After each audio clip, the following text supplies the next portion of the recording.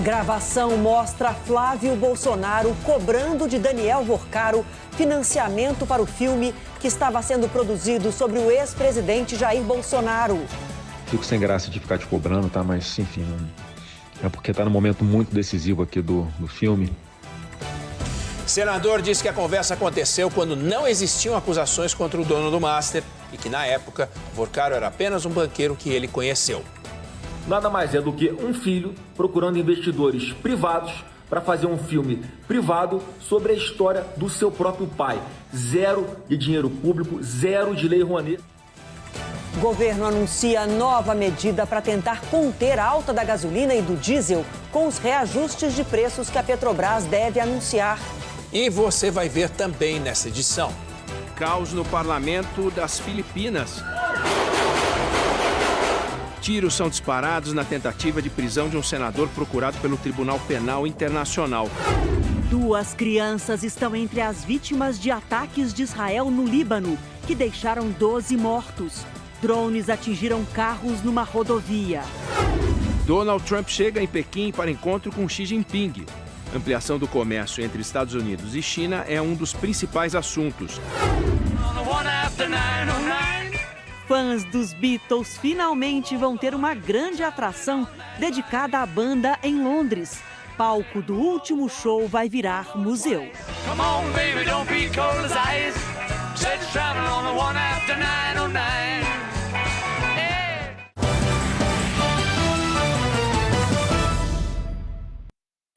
Olá, boa noite para você. Boa noite.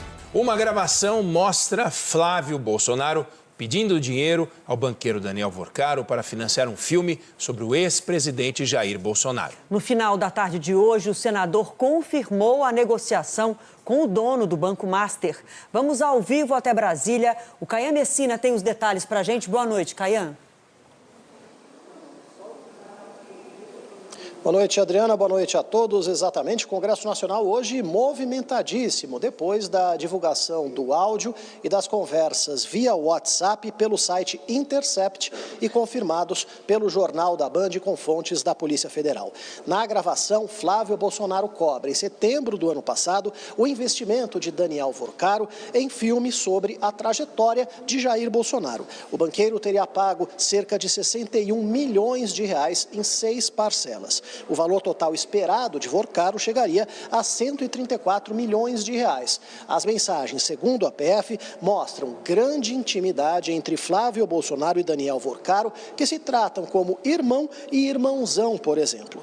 Num vídeo divulgado depois da revelação das conversas, o senador admite que pediu patrocínio ao dono do Master para, segundo ele, finalizar um filme sobre a história do pai. Flávio disse que foi um investimento privado para um filme privado, com zero de dinheiro público, zero de lei Rouanet, sem oferecimento de vantagens. Flávio disse também que conheceu Vorcaro em dezembro de 2024, quando não havia nenhuma denúncia contra o banqueiro, que hoje está preso, acusado de crimes financeiros.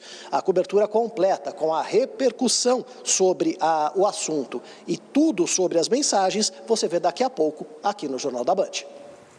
Dezenas de imóveis foram liberados hoje depois da explosão que destruiu casas e danificou apartamentos em São Paulo. As concessionárias responsáveis pelo fornecimento de água e gás prometeram indenizar as famílias afetadas. Moradores se arriscam para tentar recuperar algo de onde não sobrou quase nada. A Sabesp e a Comgás prometeram indenizar as vítimas. 232 famílias estão cadastradas para receber o auxílio.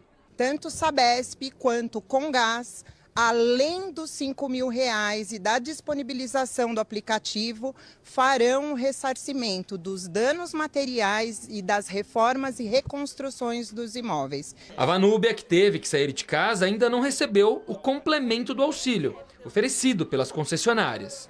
Eles prometeram 5, a senhora ainda não recebeu? Não, 2 eu recebi no dia, na segunda à noite. A Shirley, que teve portas e janelas da casa destruídas pela explosão, ainda não recebeu nada. Eu fiz o cadastro e pediram para a gente aguardar, mas eu ainda não recebi nada ainda. A Defesa Civil já vistoriou mais de 100 casas, a grande maioria já liberada para que os moradores retornem. Agora, algumas foram classificadas com essa placa amarela, significa que há danos pequenos, como rachaduras, e isso exige atenção. Já outras estão com placa vermelha. Nesses casos, não há uma previsão para o retorno dos moradores. Algumas casas, inclusive, serão demolidas. Este advogado especialista no direito do consumidor explica que todas as famílias atingidas pela explosão precisam ser indenizadas integralmente. Se ela vier a perder definitivamente o seu lar, ela precisa ser indenizada em valor suficiente, ou do que valia o seu imóvel, ou em valor suficiente para que ela adquira um novo imóvel nas mesmas condições e na mesma região, ou numa região que lhe interesse. O governador de São Paulo, Tarcísio de Freitas, que esteve no local da explosão, disse que as concessionárias serão responsabilizadas, inclusive com sanções previstas em contrato. E anunciou que moradores que perderam suas casas poderão receber apartamentos populares. Então, Comgás e Sabesp é que vão arcar com essa despesa. E eles também vão arcar com a despesa de montagem desses apartamentos. Se a família chegar e disser, não gostei de nada disso, mas topo mudar, a gente tem a opção da carta de crédito para fazer uma compra com a família. A gente pode adquirir um imóvel para essa família que está perdendo o imóvel aqui. A explosão aconteceu na tarde da segunda-feira. Os funcionários da Sabesp, a Companhia de Saneamento Básico de São Paulo, faziam uma escavação na rua para um serviço de remanejamento de tubulação. Moradores sentiram um forte cheiro de gás. Horas depois, houve a forte explosão.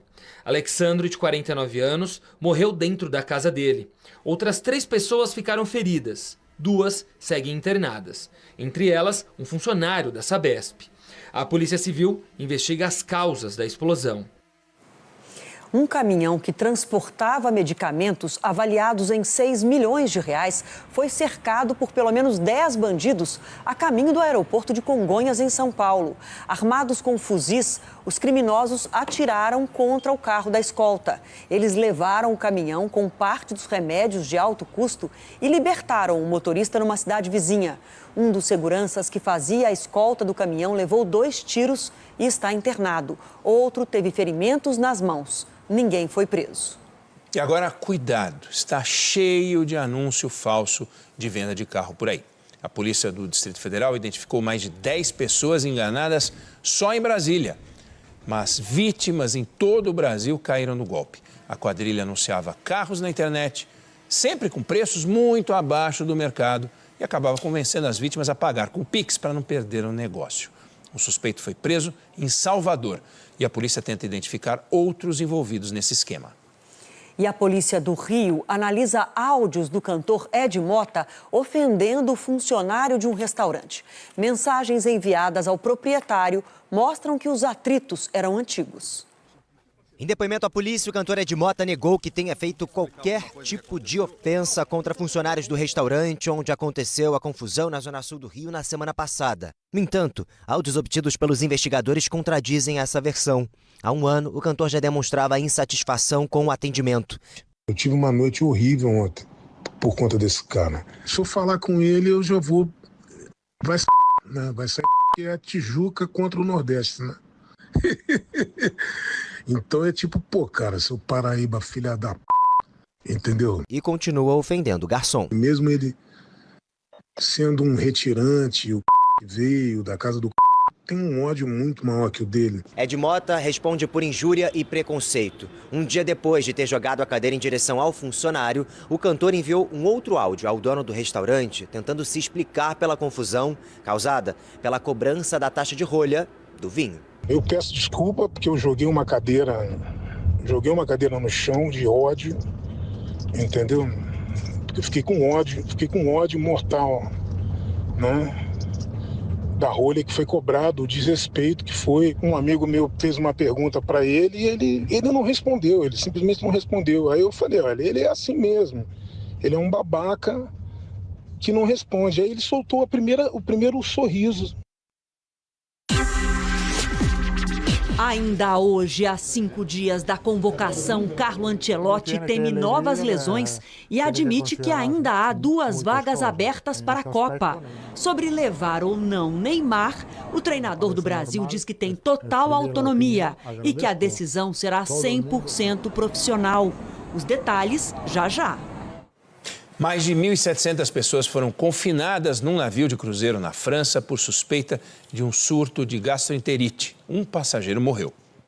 Na costa de Bordeaux, a terra dos